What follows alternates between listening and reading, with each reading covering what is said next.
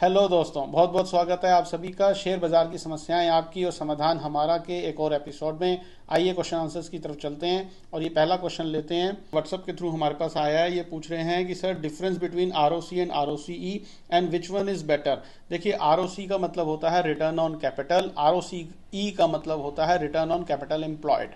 ROC जब हम बोलते हैं रिटर्न ऑन कैपिटल, मतलब एक एबीसी कंपनी है, उसके पास अपनी 100 रुपए की कैपिटल है और उसके ऊपर वो 10% एनुअली कमाती है। तो कहने का मतलब क्या हुआ कि ये 10% की आरओसी हुई इस कंपनी की। अब एक दूसरी कंपनी है XYZ, जो कि उसके पास भी 100 रुपए की अपनी कैपिटल है और 100 रुपए की उसने उधारी ली हुई है। तो टोटल उसकी कैपिटल हो गई 200 रुपया, जिसको हम रिटर्न ऑन कैपिटल एम्प्लॉयड बोलते हैं। अब इस 200 रुपए की कैपिटल के ऊपर भी वो 10% ही कमा रही है, लेकिन वो यहाँ पर कमा रही है 20 रुपया। तो अब 200 रुपए का 10% हो गया 20 रुपया। अब देखने में तो ये लगेगा कि एक कंपनी है वो 10 रुपए कमा रही है और एक कंपनी है जो 20 रुपए कमा रही है अपनी कैपिटल के ऊपर। लेकिन यहाँ पर देखने वाली बात यह है कि जो कंपनी 10 रुपए अपनी कैपिटल के ऊपर कमा रही है वो ज़्यादा बढ़िया है बनस्पन के जो कंपनी सिर्फ 10 रुपए उधारी लेकर के भी 10 रुपए ही कमा रही है। अगर उसने उधारी ली है, अपना कोई कैपिटल एक्सपेंडिचर किया है, कहीं पर कोई अपने प्लांट को बढ़ाया है, कोई मार्केटिंग पे खर्चा किया है, तो अब टोटल उसकी कैपिटल जो अपनी थी और उसके बाद जो उसने उधारी ली उसके बाद उसका रिटर्न ज़्यादा होना चाहिए था। तब तो हम मानते हैं कि रिटर्न ऑन कैपिटल जो है 10% का इस कंपनी के ऊपर बेटर है। लेकिन ये कंपनी भी 10% ही कमा रही है, वो भी 10% ही कमा रही है, लेकिन उसके ऊपर उधारी नहीं है। कल को किसी ना वजह से कोई साइक्लिक चेंज हुआ, इनकी सेल्स ग्रोथ में कोई कमी आ गई, तो जिसके ऊपर डेट है वो कंपनी के ऊपर ज़्यादा दबाव पड़ेगा, क्योंकि उसको पहले उसका ब्याज बट्टा चुकाना है। लेकिन जिस कंपनी के पास कोई ब्याज बट्टे का चक्कर नहीं है, वो अपनी कैपिटल के ऊपर ही कमा रही है, चाहे कम या ज़्यादा, तो वो ज़्यादा बेटर है। सो कहने का मतलब क्या है कि आरओसी और आरओसी के अंदर अगर हम कंपैरिजन करें, उधारी लेना कोई गलत नहीं होता। उधारी के बिना कोई बिजनेस ग्रोथ नहीं करता। उधारी लेना हर बिजनेस की ज़रूरत है और लेना चाहिए भी अगर आपको अपना आपको एक्सपेंड करना है। लेकिन जो आप उधारी ले रहे हो उसके ऊपर आप इतना जनरेट रिटर्न कर सको कि आपकी उधारी भी धीरे धीरे उतरे, आपका ब्याज बट्टा भी चला जाए और कंपनी की ग्रोथ भी हो और साथ ही साथ आपका रेवेन्यू भी बढ़े। तो अगर आप अपनी कैपिटल के ऊपर 10% कमा रहे थे और अब आप उधारी लेकर के भी 10% ही कमा रहे हो, तो डजंट मेक सेंस। बिजनेस की ग्रोथ इसका मतलब नहीं है। आइए चलते हैं अपने अगले क्वेश्चन की तरफ। ये पूछ रहे हैं वीरेंद्र सिंह 3202, सर आप बोल रहे थे मार्केट में डिमांड सफिशिएंट है, ये तो उल्टा हो गया, सफिशिएंट सप्लाई हो गई आज तो। देखिए वीरेंद्र जी, आप इस तरीके से समझिए कि कोई डिमांड क्रिएट हुई, मान लेते हैं 19,000 के लेवल पर प्राइस के अंदर डिमांड क्रिएट हुई। अब ये ज़रूरी थोड़ी है कि प्राइस भागता भागता 19,000 से 20,000 पहुंच जाएगा सीधा। प्राइस के चलने का एक तरीका है। आप इसको ऐसे समझिए कि 10 लोगों ने 19,000 के ऊपर बाइंग करी। अब वो 19,000 से प्राइस ऊपर गया, सपोज मान लेते हैं 19,200। उसमें से 10 में से अगर 2 लोग प्रॉफिट बुकिंग करेंगे तो डेफिनेटली प्राइस नीचे आएगा। अब वो 50 पॉइंट अगर वहां से नीचे आया 19,200 से वापस 19,150, तो इसको आप क्या सप्लाई मानेंगे? अगर 50 पॉइंट निफ्टी गिरेगी, एक एग्जांपल की बात कर रहे हैं, तो इसलिए सप्लाई नहीं होती, ये प्रॉफिट बुकिंग होती है। उसके बाद वहां पर फिर से कोई नए प्लेयर जुड़ेंगे और वहां पर बाइंग क्रिएट करेंगे और प्राइस फिर से ऊपर चलना शुरू होगा। वो लेट से मान लेते हैं 19,450 तक गया, वहां से फिर वापस नीचे आएगा, प्रॉफिट बुकिंग होगी, मान लेते हैं 100 पॉइंट की प्रॉफिट बुकिंग हुई और प्राइस 19,300 तक आ गया। तो क्या इस 100 पॉइंट की जो गिरावट आई, जो प्रॉफिट बुकिंग हुई, क्या आप इसको सप्लाई कहेंगे? ऐसा नहीं होता। सप्लाई अलग तरीके की होती है। जब आप बाइंग करते हो और उसकी सेलिंग करते हो तो वो सेलिंग नहीं होती, वो प्रॉफिट बुकिंग होती है। क्या आप उसको शॉर्ट सेलिंग बोलते हैं? Answer is no. इसी तरीके से जब डिमांड क्रिएट होती है तो ऊपर जाकर के जब प्रॉफिट बुकिंग होती है तो उसको अनवाइंडिंग ऑफ लॉन्ग्स बोला जाता है, उसको प्रॉफिट बुकिंग बोली जाती है, उसको सप्लाई नहीं बोली जाती। और डेली बेसिस पर अगर आप डिमांड सप्लाई ऐसे देखेंगे कि एक दिन डिमांड क्रिएट हो गई, एक दिन सप्लाई क्रिएट हो गई, तो ऐसे नहीं होता। प्राइस तो उठेगा, नीचे गिरेगा, ऊपर जाएगा, नीचे जाएगा, गिरते पड़ते ही ऊपर जाता है, कभी भी सीधी लाइन में ऊपर नहीं जाएगा। और अगर सीधी लाइन में ऊपर जा रहा है तो बहुत बड़ी गड़बड़ है, वहां पर तो ज़्यादा सचेत होने की ज़रूरत है। लेकिन प्राइस के चलने का तरीका यही है, चाहे किसी भी चीज़ का प्राइस हो। हमारी ज़िंदगी भी ऐसे ही चलती है, 2 कदम ऊपर जाती है, आधा कदम नीचे आती है, फिर हम 4 कदम ऊपर जाते हैं, फिर आधा कदम नीचे आते हैं। इसका मतलब कतई यही नहीं है कि हर 50-50 पॉइंट पे या 100-100 पॉइंट पे या 200-200 पॉइंट पे कोई सप्लाई क्रिएट हो रही है, ऐसा नहीं होता। आप ब्रॉडर पिक्चर को देखिए, ब्रॉडर पिक्चर के अंदर आपको ये चीज़ें बड़ी क्लियरली नज़र आएंगी। चलते हैं अगले सवाल की तरफ। ये पूछ रहे हैं थोई 4531 कि sir I am bit confused here, for the last 15 days the supply zone was 19680 and on this video it has been change into 19520। देखिए थोई जी, ये वही सेम सवाल ही हो गया, लेकिन आपने पूछा दूसरे तरीके से। आप इसको इस तरीके से समझिए कि मान लीजिए कि 19,700 से 19,650 के आसपास सप्लाई क्रिएट हुई इस 50 पॉइंट की रेंज में। तो मैंने आपको इस वीडियो के माध्यम से एक लेवल दे दिया कि 19,650 पर एक सप्लाई क्रिएट हुई थी। अब उसके बाद अगले दिन प्राइस नीचे गिरना शुरू हुआ और वहां पर 19,600 से 19,560 570 तक फिर से सप्लाई क्रिएट हुई। मैंने आपको वही एक लेवल दिया कि क्योंकि आप पूरी स्टडी जानते नहीं है और मेरी भी मजबूरी है कि मैं यहाँ पर पूरी बातें आपको नहीं बता सकता हूँ, तो मैंने आपको एक ऊपर का ही लेवल दिया कि 19,650 जब तक ब्रेक ना हो जाए वो एक सप्लाई एरिया था, तब तक आप शॉर्ट में बने रहिए।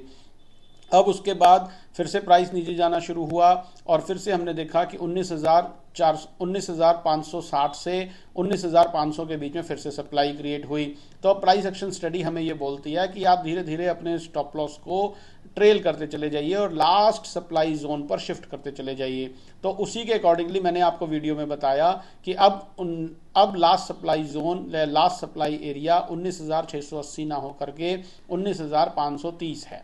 सो इस तरीके से प्राइस एक्शन थ्योरी हमें बोलती है कि जैसे जैसे सप्लाई क्रिएट होती चली जाए, प्राइस नीचे आता चला जाए, आप अपने एग्जिट पॉइंट को ट्रेल करते चले जाइए और लास्ट सप्लाई जोन पर शिफ्ट करते चले जाइए। ठीक इसका रिवर्स डिमांड के केस में होता है कि मान लीजिए अगर 19,000 पे डिमांड क्रिएट हुई, प्राइस 19,200 तक चला गया, अगले दिन फिर से प्राइस 19,200 से ऊपर चलना शुरू हुआ, तो वहां पर फिर से डिमांड क्रिएट हुई तो 19,300 पे बंद हो गया। हमारा स्टॉप लॉस या हमारा एग्जिट पॉइंट अभी फर्स्ट डिमांड जोन ही बना हुआ है जो कि 19,050 या 19,100 था, लेट अज्यूम। अब प्राइस वहां से 19,400 पहुंच गया, तो अब हम 19,100 थोड़ी पकड़ के बैठे रहेंगे, हम लास्ट डिमांड जोन पर चले जाएंगे। प्राइस एक्शन थ्योरी हमें ये बोलती है जहां पर लास्ट डिमांड क्रिएट हुई थी, अब आप अपने ट्रेलिंग स्टॉप लॉस को वहां पर रख दीजिए। तो मैं इसी के अकॉर्डिंगली आपको यहां पर वीडियो में आकर के बताता हूं और उस चीज को हम ट्रेल करते चले जाते हैं। तो आप इससे कंफ्यूज मत होइए, ये सब कोर्स के अंदर की बातें हैं। अगर आप कोर्स करेंगे तो आपको ये सब चीज़ें सिखाई जाएंगी, लेकिन मोटे मोटे तौर पर आप टेक्निकल भाषा में इसको ऐसे समझ लीजिए कि अपने स्टॉप लॉस को या अपने एग्जिट पॉइंट को ट्रेल करते चले जाइए जैसे जैसे प्राइस ऊपर चलता चला जाए, और अगर सप्लाई है तो जैसे जैसे प्राइस नीचे चलता चला जाए आप अपने स्टॉप लॉस को या अपने एग्जिट पॉइंट को ट्रेल करते चले जाइए। तो कंफ्यूज मत होइए, इस पर कंफ्यूजन वाली कोई बात नहीं है। चलते हैं अगले सवाल की तरफ। ये फिर से हमसे पूछा है कि सर इंपॉर्टेंट फैक्टर्स बताइए before taking investing in any stock. देखिए इंपॉर्टेंट फैक्टर तो सिर्फ एक ही है डियर, कि ग्रोथ ग्रोथ और सिर्फ ग्रोथ। अगर ग्रोथ है, ग्रोथ 3 चीज़ों के अंदर, सेल्स के अंदर, रेवेन्यू के अंदर और डेट रिडक्शन, बस 3 अगर ये फैक्टर कोई भी कंपनी पूरे करती है तो उसके अंदर बहुत पोटेंशियल है, उसका प्राइस हमेशा ऊपर ही जाएगा। आप पिछला रिकॉर्ड निकाल करके देखें, किसी भी स्टॉक में इन्वेस्ट करने से पहले अगर उसकी ग्रोथ है, फिर से रिपीट कर रहा हूं, सबसे पहले सेल्स ग्रोथ, दूसरे नंबर पर प्रॉफिट ग्रोथ और तीसरे नंबर पर अगर कंपनी के ऊपर डेट है, कर्जा है, तो क्या वो कर्जा कम हो रहा है ग्रोथ और रेवेन्यू के साथ साथ। तो ये 3 फैक्टर जो सबसे इंपॉर्टेंट है किसी भी कंपनी में इन्वेस्ट करने से पहले। इसके अलावा और भी बहुत सारी चीजें हैं, लेकिन मेन ये 3 चीजें हैं। इसको आप एक एग्जाम्पल से ऐसे समझ लीजिए, कोई एक बच्चा है जो 10th क्लास में फर्स्ट आया, 11th में फर्स्ट आया, 12th में फर्स्ट आया, फिर उसके बाद वो फर्स्ट ईयर में इस कॉलेज में फर्स्ट आया, अपनी नौकरी में फर्स्ट आया, और एक बच्चा है कि 10th में 60% मार्क्स लाया, 12th में 40% मार्क्स लाया और फिर कॉलेज के अंदर वो 50% मार्क्स लाया। आप किस बच्चे के ऊपर ज्यादा फेथ करेंगे? वही जो ग्रोथ दिखा रहा है, जो बार बार फर्स्ट आ रहा है।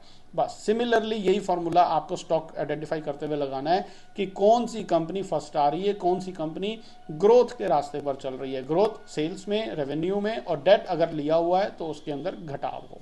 बस अगले सवाल की तरफ चलते हैं। अगला सवाल है, ये पूछ रहे हैं ascent up 1 price action learning is not easy, high experience is required. देखिए ब्रदर, ऐसा कुछ भी नहीं है कि प्राइस एक्शन स्टडी इजी नहीं है, बल्कि मैं ये कहूँगा कि प्राइस एक्शन स्टडी सबसे इजी है। क्यों?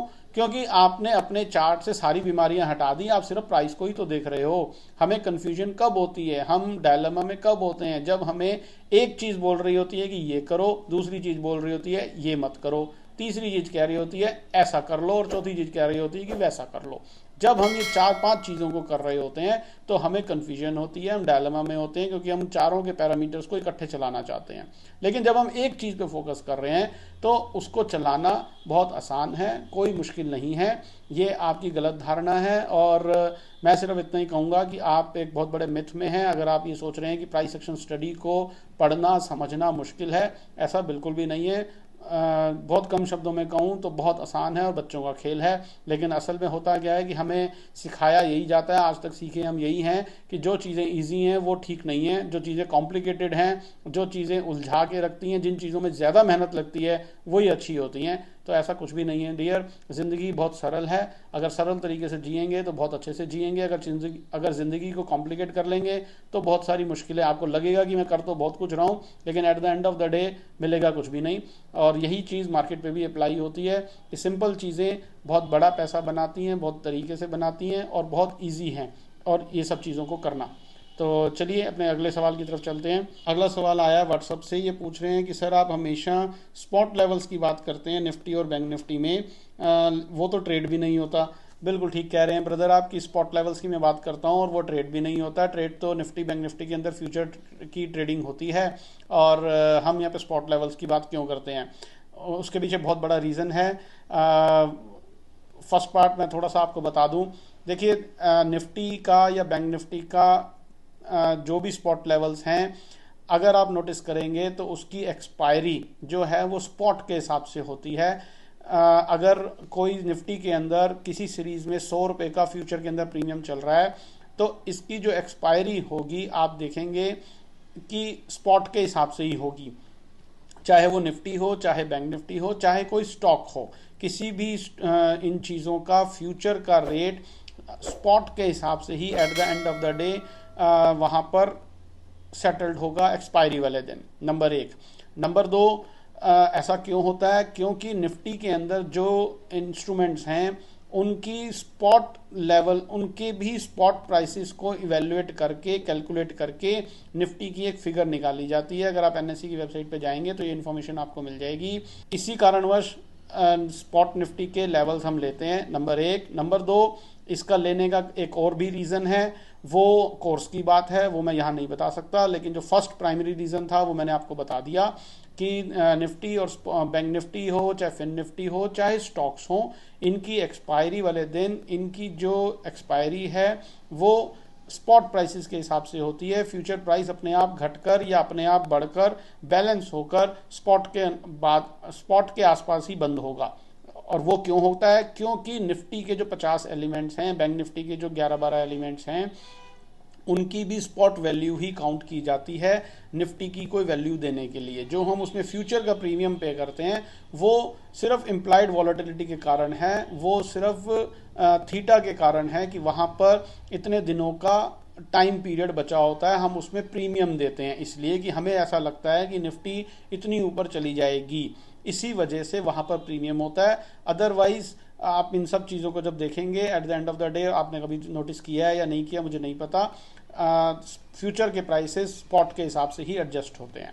सो ये कारण है पहला। और दूसरा, जैसा कि मैंने कहा कि वो कोर्स की बात है, हम कोर्स में आपको बताएंगे कि हम स्पॉट लेवल्स क्यों ले रहे हैं। तो आज बस यहीं तक ही रखते हैं, अगले वीडियो में फिर से मुलाकात करेंगे। आपके क्वेश्चंस का इंतजार रहेगा। बहुत बहुत धन्यवाद।